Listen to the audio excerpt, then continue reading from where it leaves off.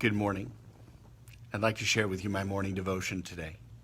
I'm reading from Psalm 137, just the first 5 verses. They're wonderfully meaningful to me, and especially in this time when we can't gather.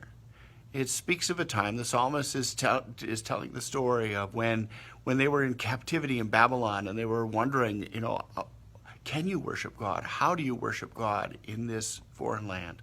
When we can't use our normal routines, and when our captors, our tormentors, are kind of laughing and saying, well, how are you going to get through this one? Today, we kind of feel similar things. We're wondering, how will we get through? So listen to this beautiful psalm. By the rivers of Babylon, there we sat down, and there we wept. Have you ever felt like that? That maybe in this time, there are times you just need to weep, to cry, to grieve.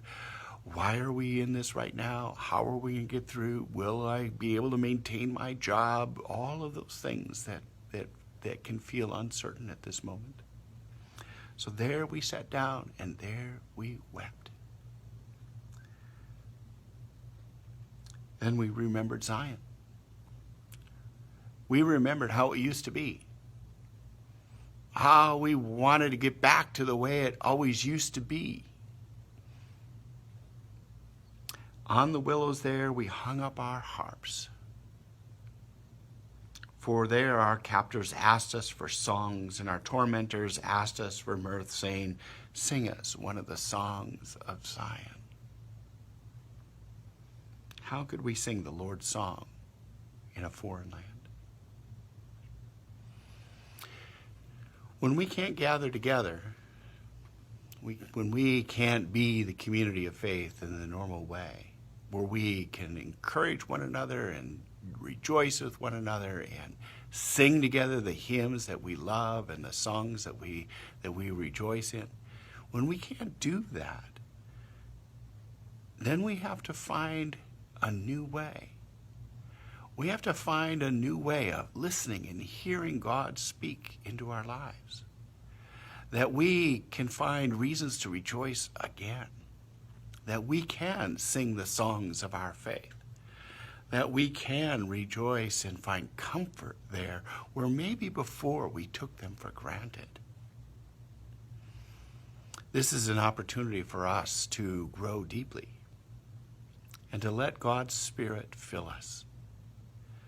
This is a time for us to discover that good things can happen even when we are disoriented and when we're pulled away from our normal routines.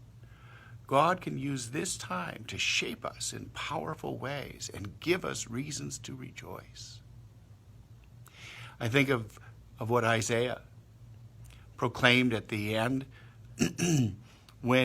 at the end of the exile, when he proclaimed those words of hope, comfort, comfort my people, says your God.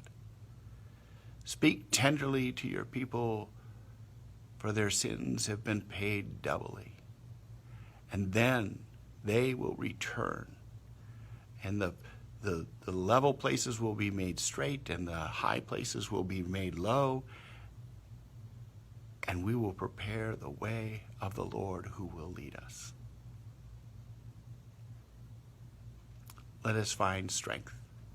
Blessings to you. Stay well.